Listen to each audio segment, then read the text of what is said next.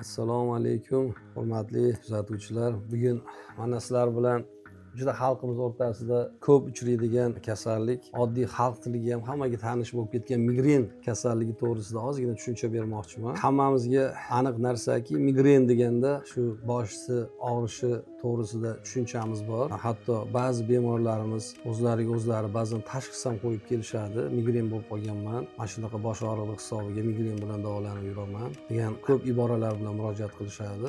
Aslida to'g'ri, migren haqiqatdan ham shu boshqacha nomi gemikranialgiya deydi, ya'ni bosh qismini yarmini xurujsimon og'rishi. Lekin shu kasalliklar bilan taqqoslash kerak bo'lgan ba'zi kasalliklar ham tibbiyotda mavjud. Masalan, bulardan hozir ayniqsa mana Covid virusidan keyin juda ham xalqda ko'p uchrab qoldi. Ular ham ko'pincha migren tashxisi bilan bizga murojaat qiladi.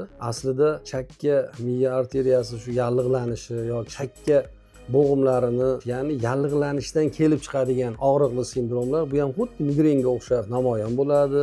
Boshning yarim qismida og'riq bo'ladi, lekin bu tashxisni ikkovini differensial diagnostika qilib turib, to'g'ri lecheniya boshlansa maqsadga muvofiq bo'ladi. Chunki migren tashxisini davolanishini yo'nalishi boshqa yo'nalish, височный periartrit yoki buni tibbiyot tilida gigantoklеточный periartrit deb ham ataladi. Buni davosi tamoman boshqa davolash. Ko'proq bu kasallik yallig'lanish, shamollash kasalliklari qatoriga kirgani uchun shu antibiotiklar, protivospolitelniy, keyin yana bir ikkita bu kasallikni aniqlash uchun qondagi ba'zi tahlillarni bajarib, bu kasallikni ajratib olib, keyin lecheniya olishlarini xalqimizdan biz so'rab qolardik. Albatta, tashxis aniqlangandan so'ng uni davolash osonroq kechadi. Sog' bo'linglar, e'tiborlaringizdan xursandmiz.